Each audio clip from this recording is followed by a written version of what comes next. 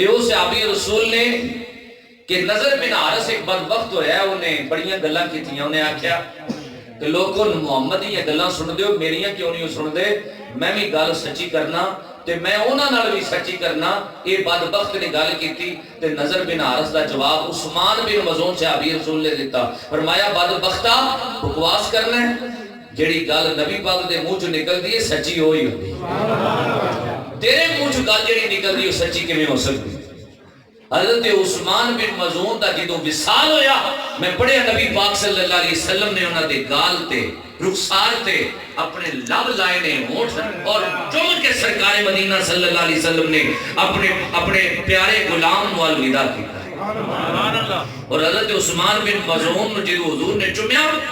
صحابہ کہندے نے اسی ویکھ رہے ہیں لجپال چم رہے نے، نال نال اتھرو بھی حضرت عثمان دے چہرے تے پہ ڈگدے، حضور پہ روندے نے حضرت عثمان بن مظعون دے وصال۔ گل تے تاں ہے نا نبی پاک صلی اللہ علیہ وسلم تواڈے دنیا تو جان تو بعد بھی نبی پاک صلی اللہ علیہ وسلم پیار کرن تے غلامی دین وحدے۔ اور میں پڑھے حضرت مقداد بن اسود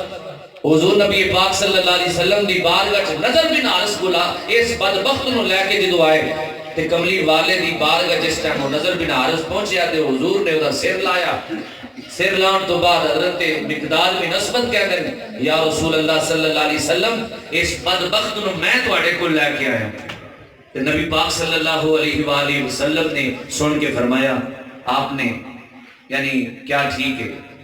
اچھا ہے۔ اس تو بعد پھر انہاں عرض کیتی، نبی پاک صلی اللہ علیہ وآلہ وسلم نے اگوں محبت کا اظہار کیتا، جس دن تریجی باری آکھیا تو سرکار نے ہاتھ چک لے، فرمایا میرے مقداد نو اللہ سونیا غنی فرما دے۔ حضرت مقداد بن اسود عرض کرتے ہیں کملی والیو میں اسے واسطے بار بار دستا ساں پیا کہ بے ایمان نو میں لے کے آیا تاکہ تہاڈی دعا مینوں نصیب ہو جائے۔ کاش سانو فکر پہ جائے اسی حضور پاک دیاں جڑیاں حضور پاک دے منہ چوں نکلن والیاں دعاواں سانو مل جان، حضور پاک صلی اللہ علیہ وسلم دی نظر کرم ساڈے تے ہو جائے تے ایویں نہیں ہونی، کسے گل نال ہونی ہے۔ جے اسی دنیا داری رہے، جے دین نال ساڈا کوئی پیار نہ ہویا، جے دین رسول نال ساڈی کوئی محبت نہ ہوئی، اور میں اج دے دور وچ میں کہنا چاہنا اج دے دور وچ حضور پاک دے دین نال محبت دا تقاضا کیے کہ آپ بھی نمازی بن جاؤ، اپنی اولاداں نوں بھی نمازی بناؤ۔ اے حضور پاک دے دین نال محبت، اے محبت دا ایک اظہار ہے کہ حضور پاک صلی اللہ علیہ وسلم نے جڑی جڑی شے نال پیار کیتا ہے خود نال پیار کرو۔ اے دین نال پیار ہے، اے حضور پاک نال وفا ہے کہ حضور نے قرآن پاک پڑھدیاں نبی پاک صلی اللہ علیہ وسلم دی اکھاں وچ اتھرو جاری ہوندے سن کہ اسی بھی کدی قرآن پڑھدیاں روئے ہاں۔ نبی پاک صلی اللہ علیہ وسلم نے حضرت عبداللہ بن مسعود کو فرمایا عبداللہ میں نے قرآن پڑھ کے سنا۔ عبداللہ بن مسعود عرض کرتے ہیں یا رسول اللہ میری کی جرت ہے صاحب قرآن نو قرآن سناؤ، میں کیویں صاحب قرآن دے سامنے قرآن پڑھا؟ لجپال نے فرمایا میرا دل کر رہا ہے میں نے دوسرے قرآن سنان، میں دوجے کو بھی قرآن سنا کرا۔ حضرت عبداللہ بن مسعود آندے نے میں پھر آیتاں پڑھیاں حضور پاک دے سامنے، یارو کتنے خوش نصیب سن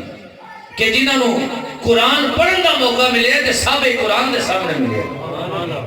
یار انہاں دی شانہ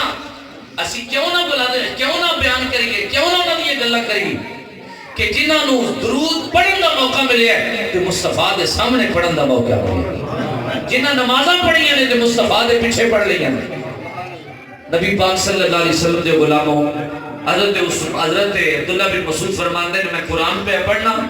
اچانک حضور نے فرمایا عبداللہ بس کر، میں بس کی تے میں نظر اٹھا کے ودہا دا مکھڑا ویکھیا تے چھم چھم آنسو برسنے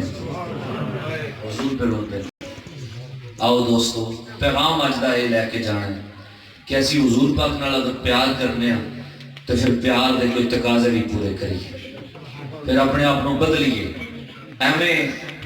اے جانوراں زندگی گزار کے تے ٹر جانا انسان دا کام تے نہیں ہونا چاہیے۔ انسان تے اشرف المخلوق ہے، اللہ نے انہوں اعلیٰ مخلوق بنایا ہے تو پھر مقصد بھی کو اعلیٰ ہی رکھے۔ ایویں بے فائدہ تے بنایا ہی نہیں نا ایڈا اعلیٰ، ایویں اتنی شان تے نہیں دے دیتی، کوئی مقصد بھی اعلیٰ سمجھ دی وجہ تو دیتی، وہ مقصد رو پہچانو۔ زندگی اگر 20 سال گزر گئی ہے یا 30 سال گزر گئی ہے یا 60 سال گزر گئی ہے، آج بھی واپس آ جاؤ، نجات کی دے بیچے نبی پاک دے دین اتے